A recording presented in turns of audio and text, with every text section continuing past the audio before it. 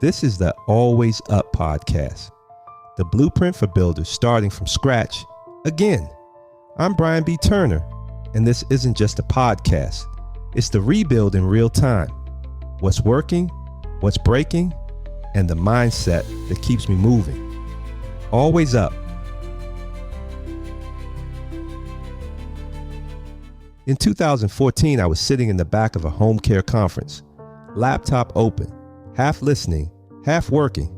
The CEO was on stage giving the same old corporate talk, the kind of speech where you check your watch and pray for lunch. Nothing special, nothing new.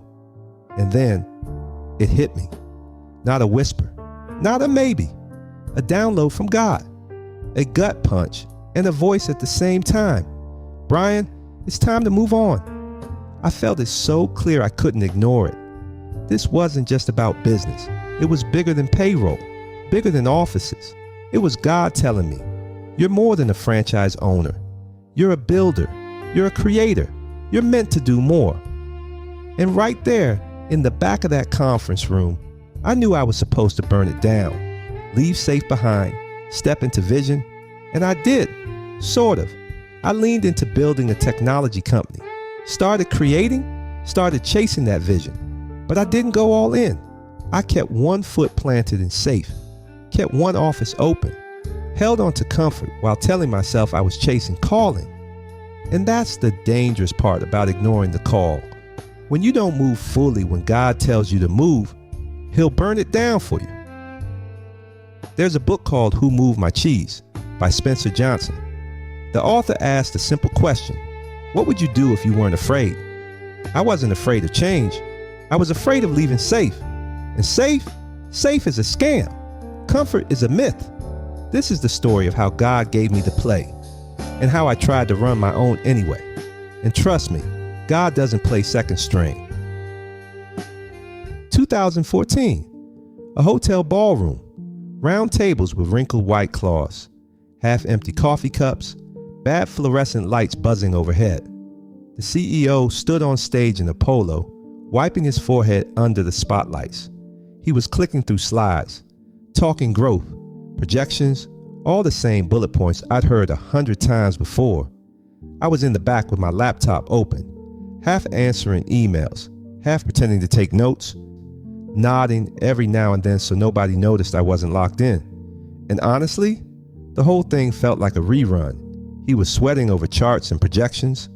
Meanwhile, I was projecting how fast I could get out of that room. That's when it hit me.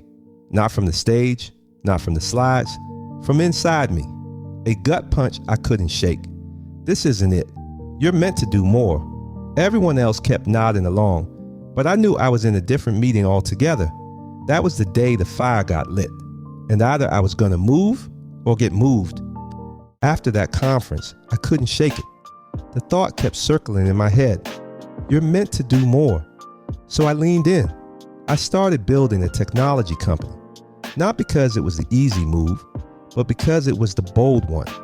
Late nights with a laptop glowing in a dark room, sketches on napkins, whiteboards full of arrows and circles that only I understood, me pacing the floor like a mad scientist, thinking I was one line of code away from changing the world.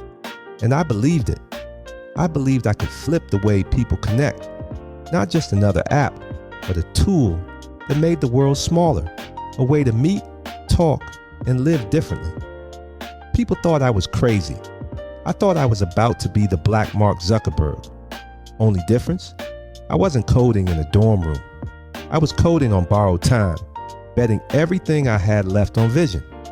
It wasn't about leaving home care behind. It was about stepping into who I knew I was, a builder, a creator, somebody who wasn't afraid to start from scratch. For the first time in years, I felt like I was on offense again, not managing problems, not putting out fires, but creating, chasing vision, running plays. I drew up myself. Now let me be clear. Home care is a good business. It helps people who get overlooked, older folks, veterans, people who gave everything and ended up with almost nothing. I've seen clients who had nobody left, families that forgot them, And our caregivers were the ones who showed up day after day holding it all together. There's real money in it too. The demand is endless. You run it right, and you can make a living most people dream about. So I'll never trash the industry. Home care is honorable, but for me, it started to feel like a cage, because behind the numbers, the truth is heavy. Caregivers are underpaid and overworked. The turnover never stops. Every week, another crisis, another family in tears, another tragedy to manage. Running a home care office is like juggling knives, blindfolded, on a treadmill. One slip and you're cut deep. It's noble work, but it can wear you down to nothing. And for somebody wired like me, a creator, a builder, it was like playing the same song on repeat, day after day, when I knew I had a whole album in me. That's the truth. Home care gave me money and meaning, but it couldn't give me momentum. In 2018, I made a move. I sold one of my offices. It felt like I was finally listening to that voice from years before. Like I was ready to step out, ready to build different. But I didn't cut all the ties. I held on to one office, told myself it was smart, told myself it was strategy. Really, it was safety. And that's the trick comfort plays. It dresses up like wisdom. It pretends it's protection, but all it really does is keep you stuck. I told myself, keep one foot in the fire, keep one foot in the water. That way, if it doesn't work out, you've still got a cushion. That office became my parachute. But the more I held onto it, the more I realized it wasn't a parachute at all. It was an anchor. But here's the truth. You can't play offense with one foot in defense. You can't chase vision while you're still clutching a safety net. Safe wasn't saving me. Safe was stalling me. And the more I leaned on it, the more it set me up to fall. Safe wasn't saving me. It was selling me out. Then came the fire. The money started drying up.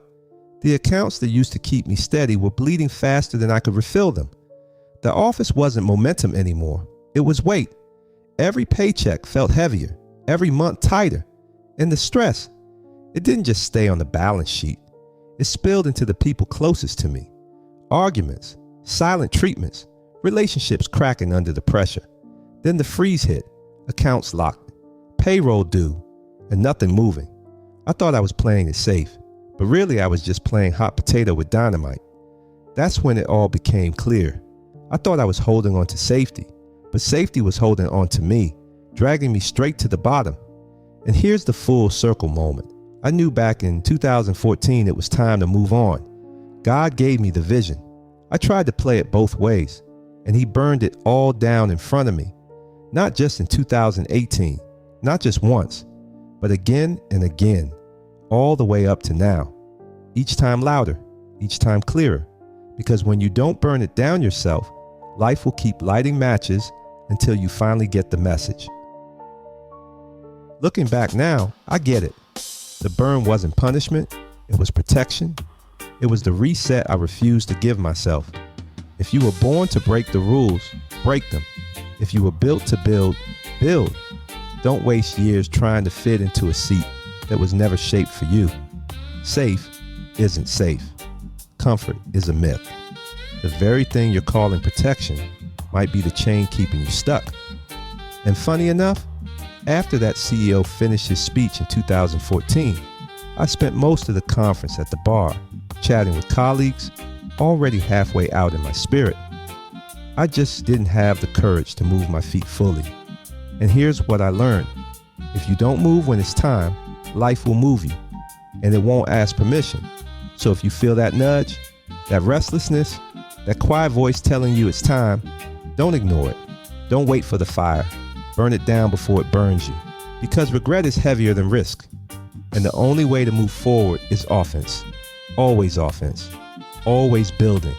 Always up. Thanks for listening to Always Up. If this episode hit, share it with someone rebuilding their life or business. You can find my books, tools, and more at heybbt.com or at Brian B. Turner on Linktree. And remember, no matter what, keep building. Always up.